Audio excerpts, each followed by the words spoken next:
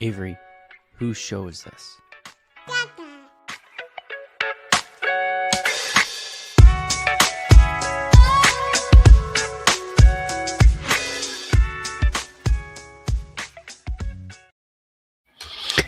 And we're live. Welcome everybody here to the Lakers Lounge podcast. I'm Anthony Irwin, senior Lakers insider, as well as lead Lakers content creator for Offside, joined on this fine Wednesday afternoon by nobody. Nobody is here. Best Lakers commenter even wrote, "Where's everybody at?" And I was like, I'm wondering the same thing, Best Lakers commenter. Today on the show, we are going to be looking at the latest reporting surrounding Jonathan Kuminga's free agency. Jake Fisher of the Stein Line dropped a tweet that included a little bit of intel there. I believe he also the other day reported some stuff about Kuminga and linked Kuminga to the Lakers.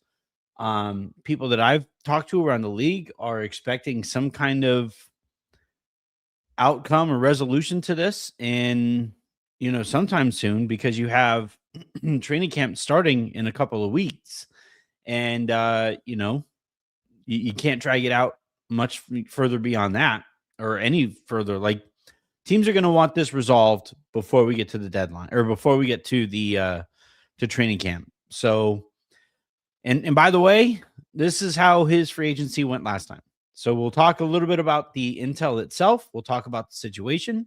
I'm sure we're going to get plenty of comments here over the course of the show about Kuminga and whether the Lakers should just back off and consider this their roster.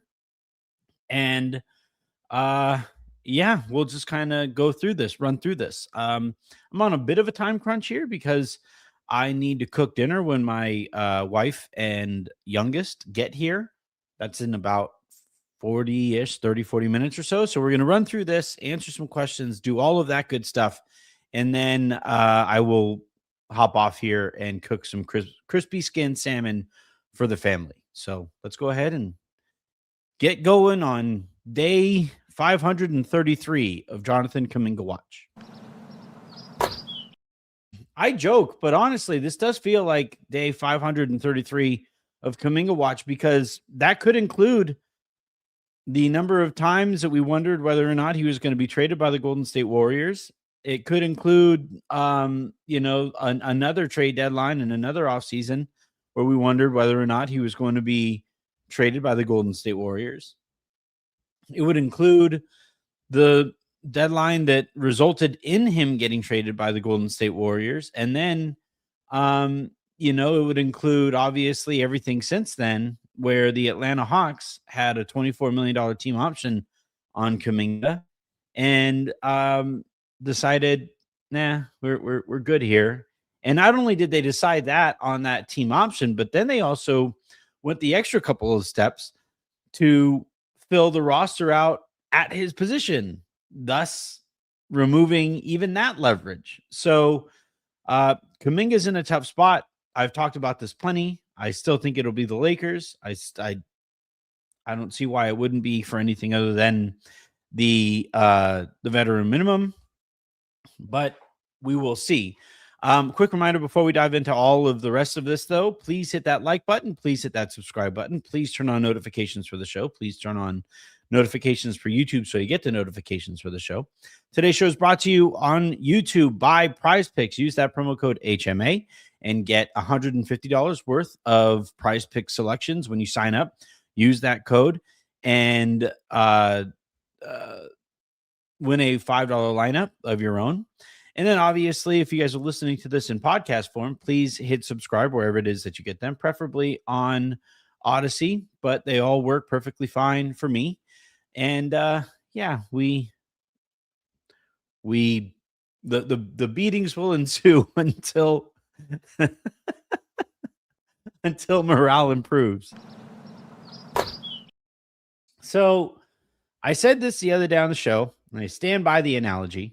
I should have honestly downloaded the clip of Blazing Saddles of the sheriff holding himself hostage. Maybe I can find it on Twitter. Blazing Saddles Sheriff hostage.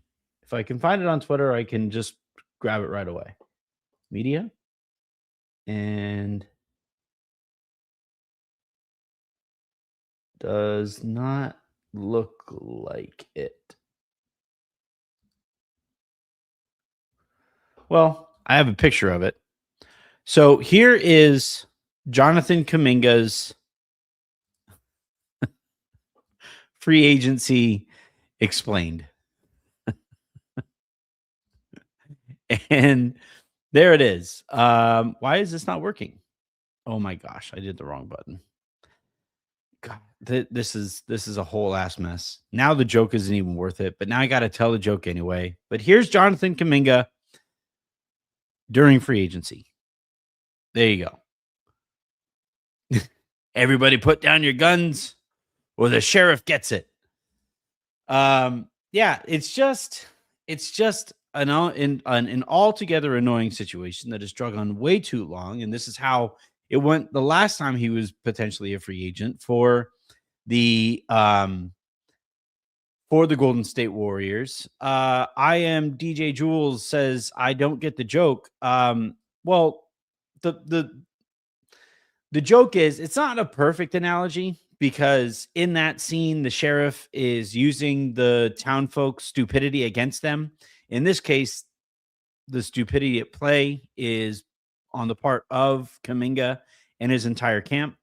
But the point being that the only reason that this is drug out for as long as it has, and honestly, the only reason that Jonathan Kuminga isn't still a Golden State Warrior is because he has an altogether different view of himself than the entire rest of the league has on Jonathan Kuminga.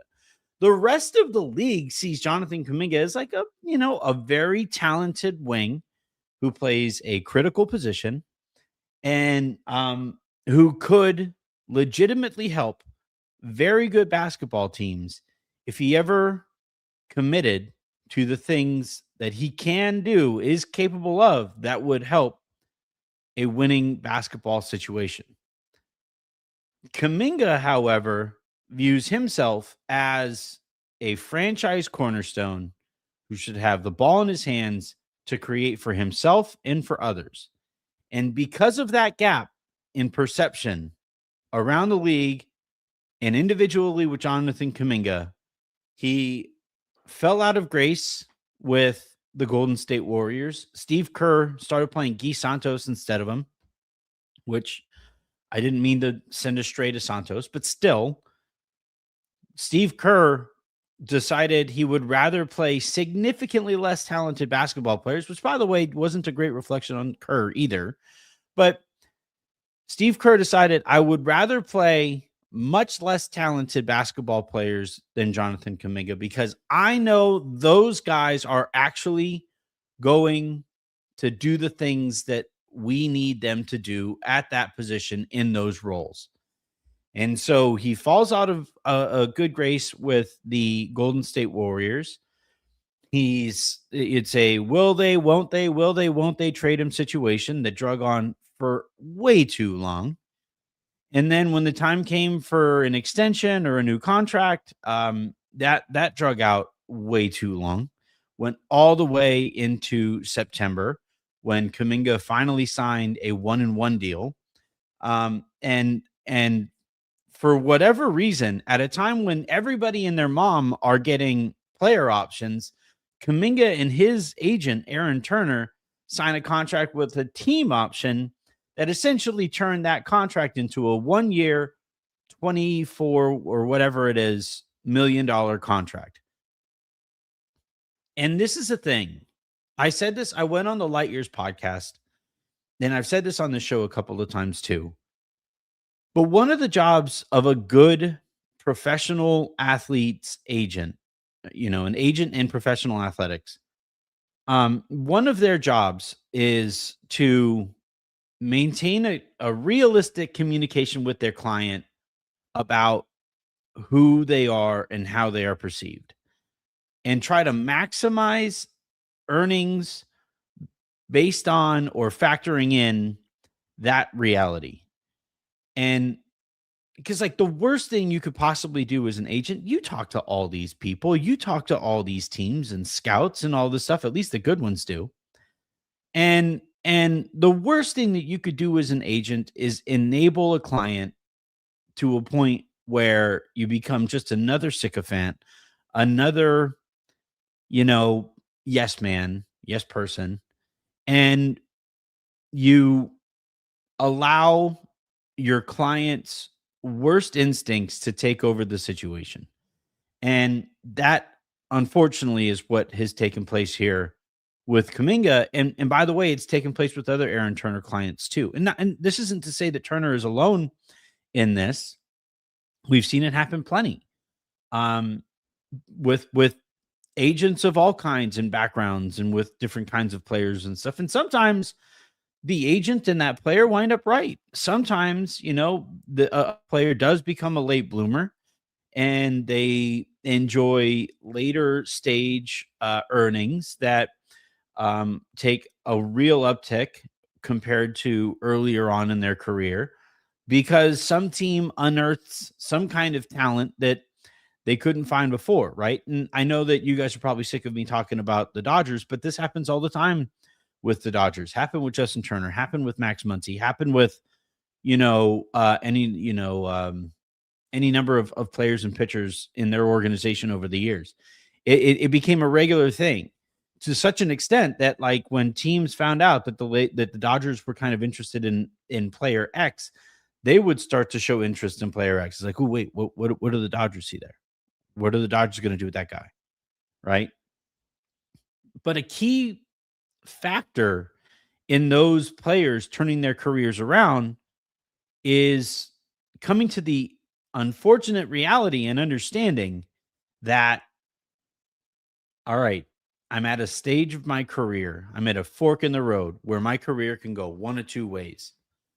I can either buy into what the Dodgers are telling me to focus on and make these tweaks to my swing, make these tweaks to how I play the position, make these tweaks to how I throw a baseball, all of the stuff, and extend my career with the Dodgers, or I cannot do that, continue to believe that, no, it is everybody else that is incorrect about who I am as an athlete.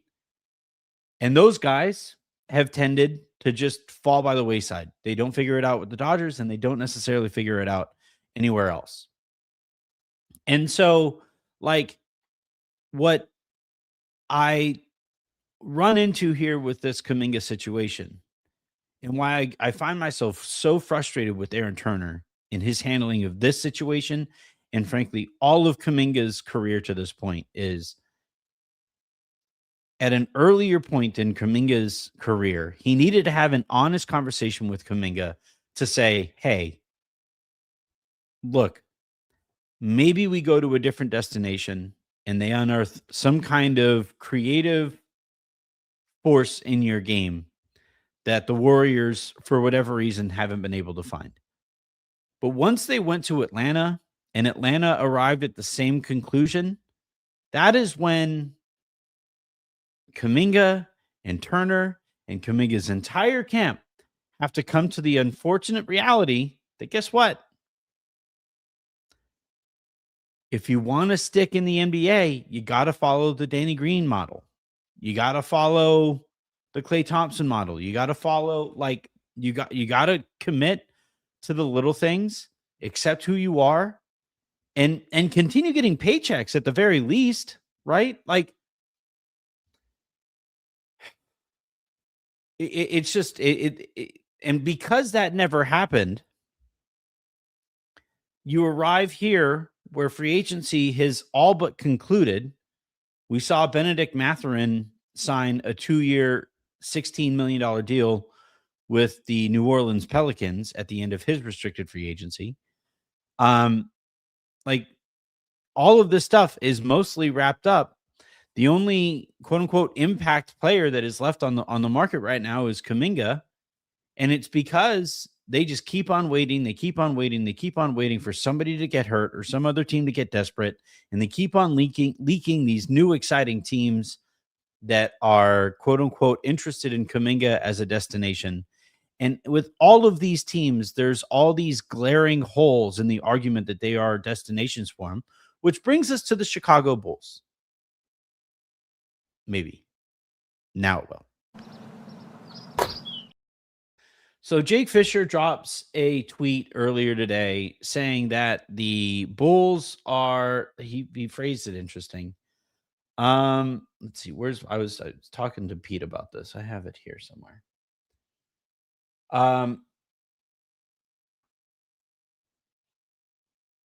Jake tweets out that the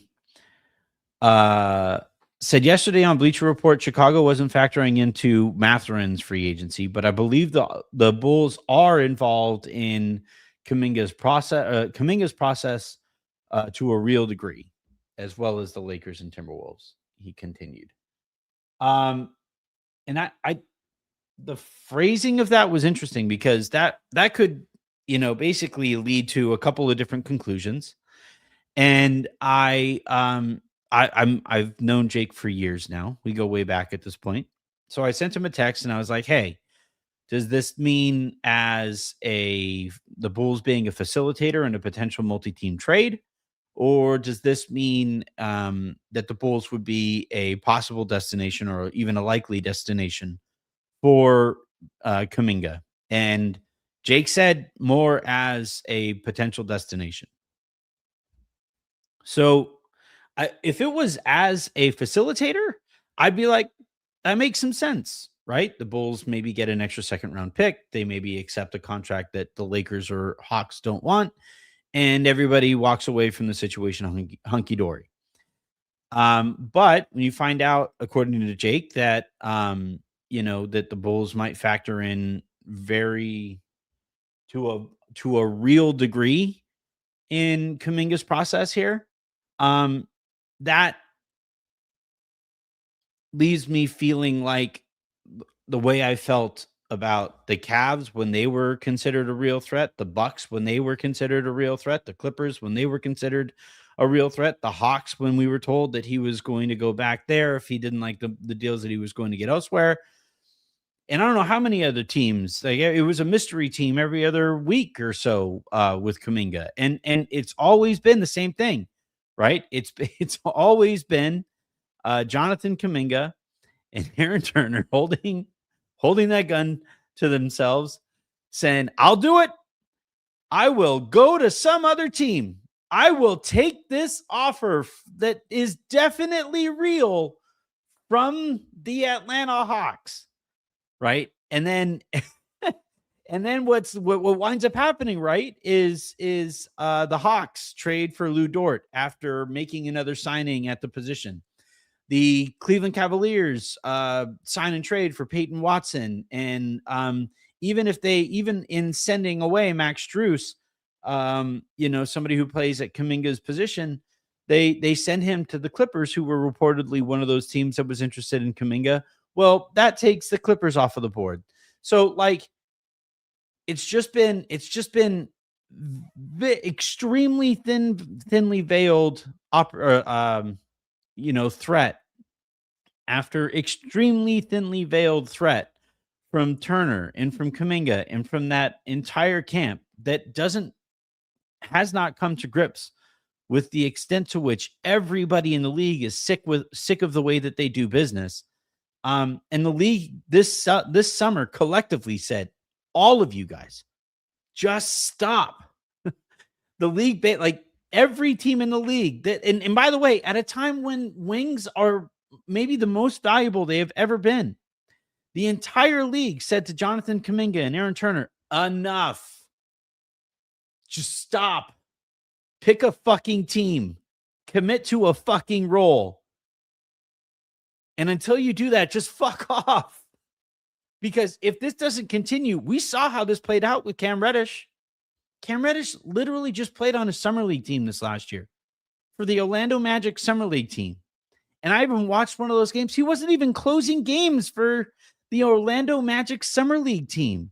And that's exactly what happened or happens when an entire league says, look, we know you're talented.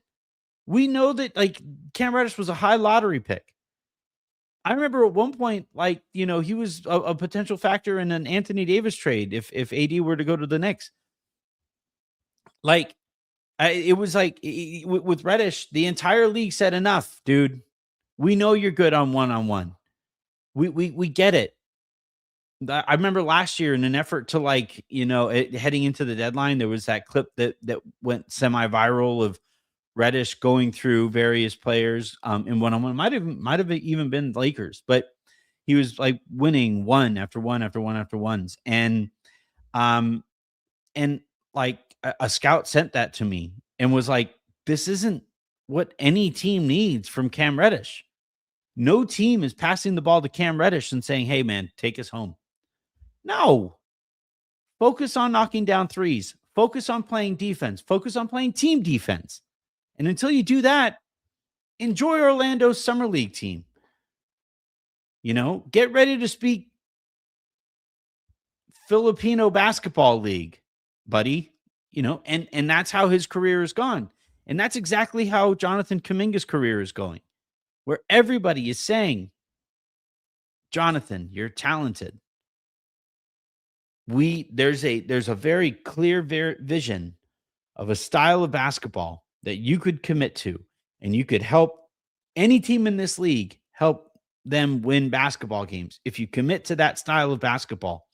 If you tell members of your camp to stop being blockheads and taking all of the food from the family room that the Warriors provided, if you tell your agent to just go away for a while and don't go on fucking podcasts in the middle of a negotiation. Like, the whole league is telling those guys, be professional.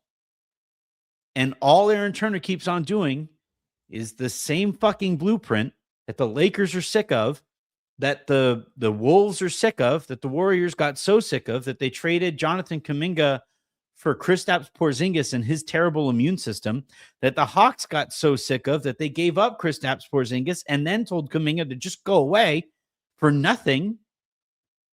The entire league has made it crystal clear to these guys what the league is sick of, and they just keep doing it.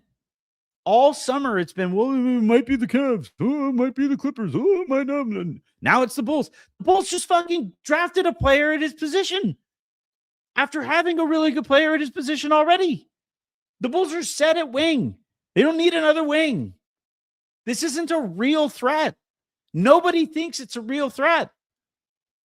And that's why, like, I'm just sitting here. I've been reluctant to even talk about it on the pod too much because I arrive at this rant all the time. But this is just the reality of the situation. Jonathan Kuminga views himself as a completely different class of player than he actually is. And Aaron Turner, his agent, is not good enough at his job to be able to sit Kuminga down and be like, yo, you are not that. Not right now. Maybe eventually, right? But not now. Take whatever contract you can get. Prove that you can commit to that kind of a role. And by the way, that role has so much more staying power than like the individual creators, the guys that the bucket getters late in shot clocks, like those guys who commit to 3-and-D as an archetype with also the ability late in a shot clock to take care of business. Like, that's how you stay in the league and earn yourself a couple $100 million. That's how you win yourself a few championships. You improve your family's just generational wealth in ways that you, like, vast majority of human beings never have the opportunity to improve it. And then you call it a career and you go down as one or two franchises, some of their favorite role players of all time. Or you continue with this nonsense and we start seeing you in summer league games that you have no business playing in. So where do we currently stand? We currently stand with the Lakers still being the favorites. I've said the Lakers are the favorites this whole time. I've said that his agent. I said this in the Discord. Um, I've said it on other shows. I've continued to believe that the Lakers are the team that Jonathan Kuminga will eventually land on. They presented him an offer. They, very early in free agency, according to reports, that and was probably below market value for what kind of role they envisioned for Kuminga. And Kuminga and his agent took that offensively and said, nope, we're going to go out and find a better offer.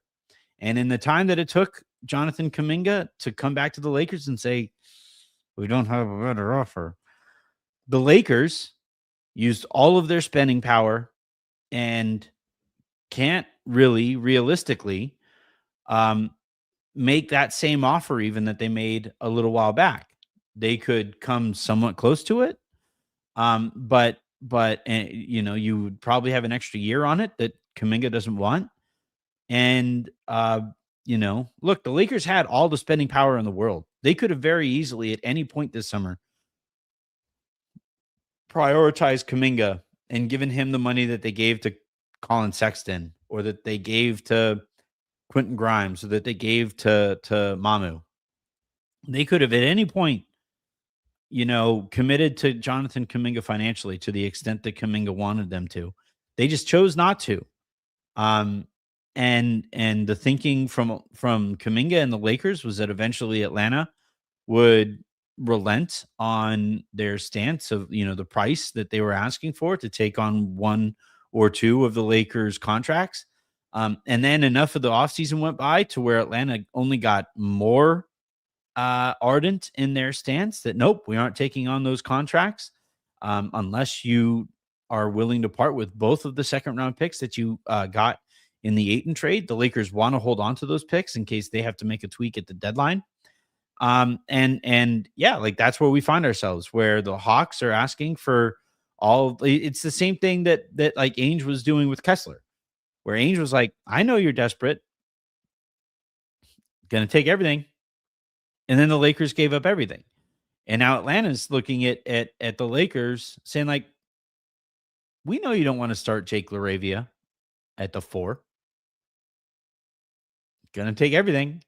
And the Lakers are now going back to Kuminga being like, we can't give up everything that Atlanta is asking for to just to give you a little bit more money. And so where things currently stand is you have the Lakers who are basically going to him and saying, there's a veteran minimum contract. You could sign that for 1 year. And then maybe we would have to revisit paying you more next year. You can go to Minnesota where you aren't guaranteed to start in Minnesota. And you can make a couple extra million, but you aren't guaranteed to start. You probably won't close games there. Here with the Lakers, you would start and you would probably close games, and you would have one of the game's best facilitators spoon feeding you lobs whenever you remember to back cut. But this is the situation. And so, like, I remember Kurt Helin reported that the Lakers and Hawks had reopened or were revisiting, the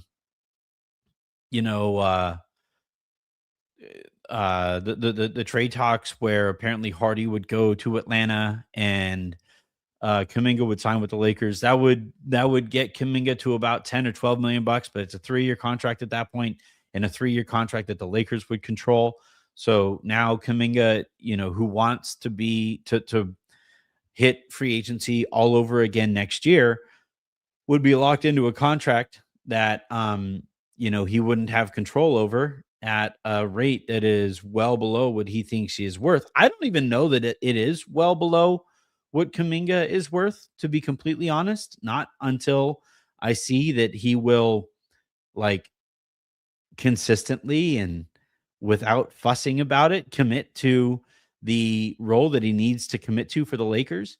But yeah, like he doesn't want to be on the hook for a 3-year contract below his market value or before his perceived market value, and the Lakers don't want to be on the hook for 20-ish million dollars for Kuminga without knowing that he is going to commit to this role. So we continue waiting. But I think I saw that like some of those predictive markets still have the Lakers as favorites to sign Kuminga. I wouldn't make anything personally of that because at the end of the day, like I don't think anybody truly knows what factors into the odds and stuff like that, other than the number of people wagering on outcomes there. But yeah, we'll see how this turns out. And I've said all along that I think this stretches all the way into September. I am recording this on August 26th. So we probably have another week or so of this. And then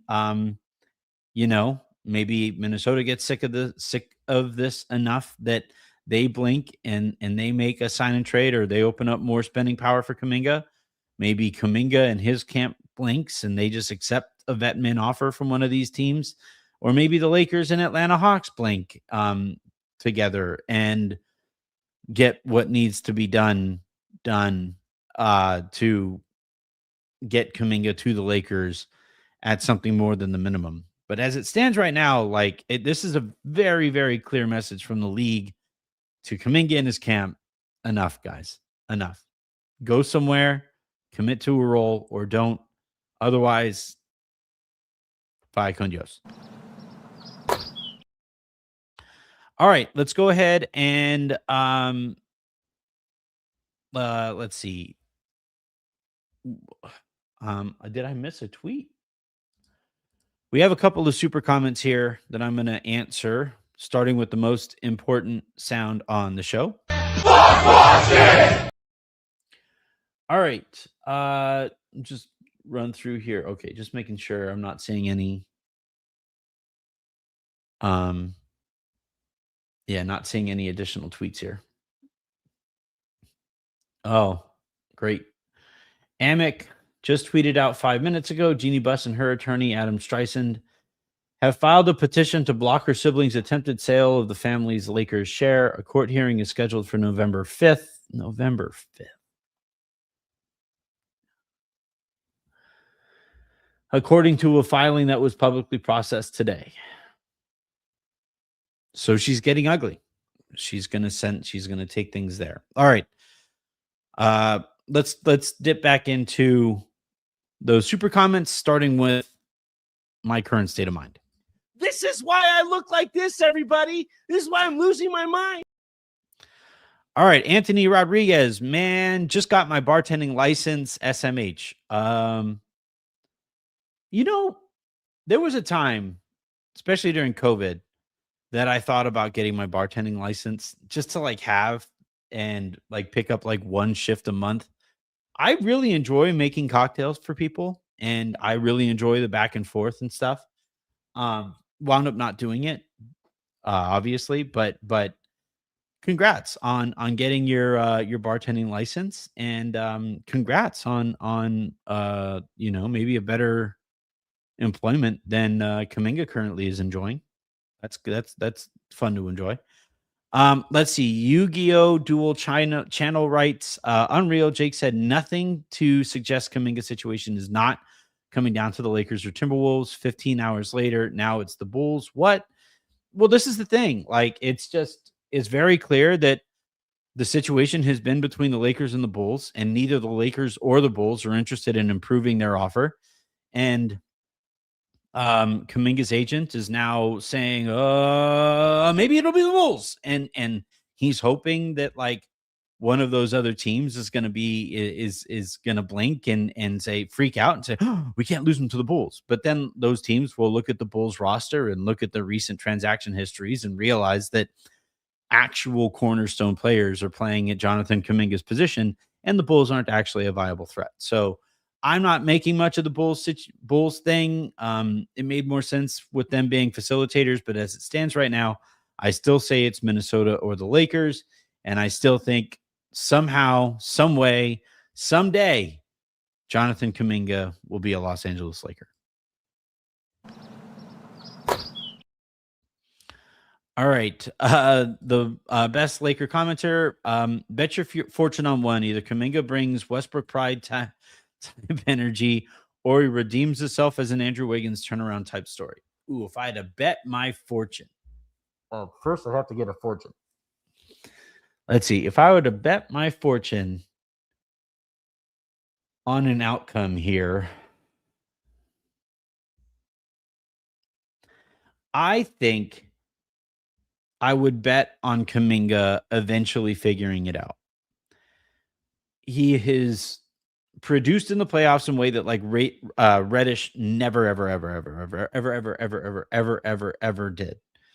So that tells me that like on some level, the proof of concept is there internally for Kuminga. I also just really want to see what Kuminga's career looks like after he fires Turner. Like, I really want to see what it looks like when he fires Turner and he hires an agent who can be more realistic with him than Turner has been to this point. And by the way, that's part of what's going on here is that like Turner is saying to him, "Hey, we got to hold on, we got to hold on, we got to hold on, and maybe we'll get a better offer down the road than currently exists right now. These offers aren't going anywhere. Let's may as well just continue to wait this thing out." And the reason he's doing that is because he is desperate to get that better offer. Because if he doesn't, there's a real chance, I think, that Kuminga is going to fire him. And like if Kuminga fires Turner after he gets this next deal, um, I would feel very confident in Kuminga eventually being the kind of player that the Lakers need. But if not, if this stuff continues, then I guess I'm out of fortune, which would be unfortunate. I didn't mean to do that there. It was funny. Let's see. Next, see if we have another super comment here. We don't. This is a funny comment though from Bob C25. Kuminga overplayed his hand. He should have went to Luka's party.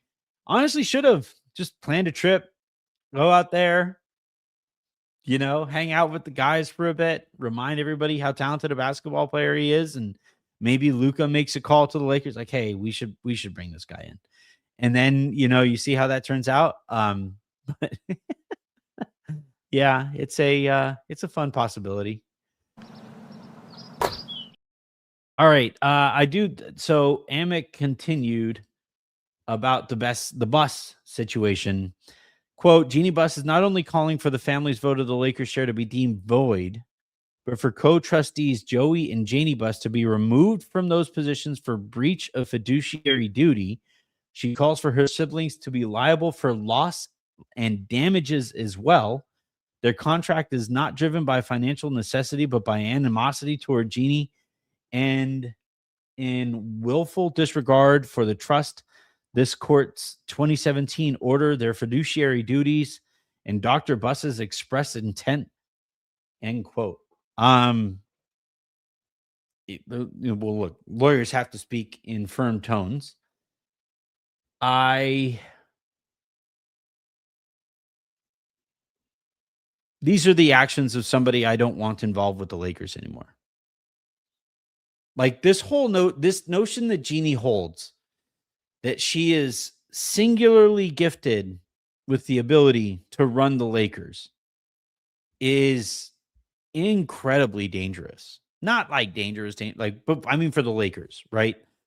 Like this notion that Jeannie Buss and her gang of Rob and Kurt and Linda, that they are somehow the only people who should be able to run the Lakers at a time when the rest of her siblings are telling her no.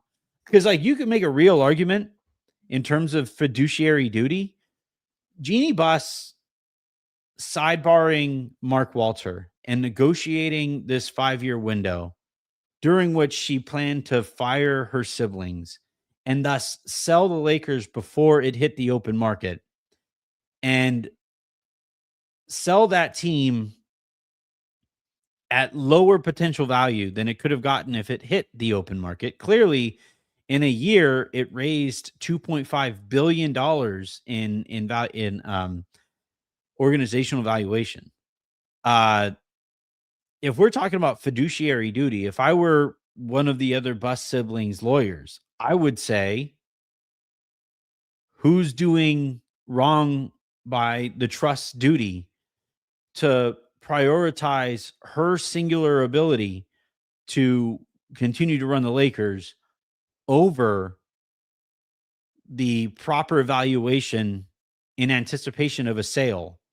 Like, of the parties involved here, I think Jeannie has done significantly more damage to the brand than anybody but maybe Jim in all of this. And it's going to be interesting to watch this play out. It sucks that this is apparently going to play out all the way or drag out all the way till November.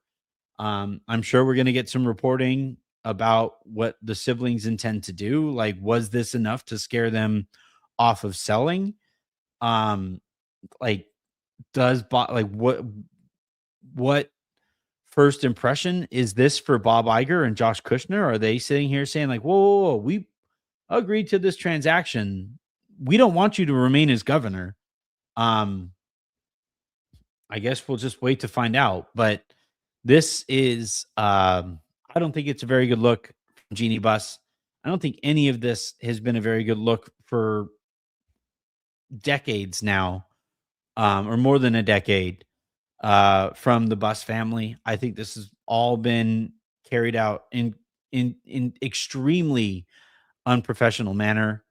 And the sooner that we can be kind of rid of that situation, as well as this Kuminga situation, the sooner all of this nonsense and unprofessionalism can end, the better.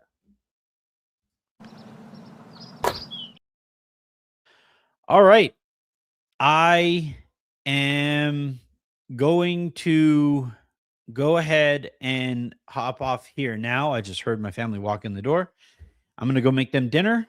So until the next time you guys hear from me, which will be tomorrow with Harrison, and then again Friday with Pete, go ahead and have a great rest of your day. Make somebody else's, and I'll talk to you guys tomorrow. Like, rate, subscribe, all that good stuff. Have a good one, everybody.